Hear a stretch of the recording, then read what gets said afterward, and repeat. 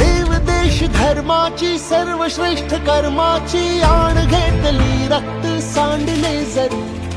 अंधकार शतकांचा भस्मसात करण्यासी एक तप्त ज्वाला ही पेटली उरी भक्ती रूप संतांचा साधू अन्महंतांचा हात जोडून मान राखलास तू सरकुणी स्वराज्यावर वाकडी नजर केली हात पाय चौरंगी छाटलास तू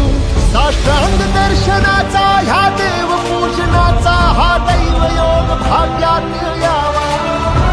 उंच उंच भगवा हा वंदनीय भगवा हा आसमंत भगवा कराया जन्म सार्थ करण्यासी प्रार्थना ही चरणासी प्राण अर्पण्याचा सन्मान दे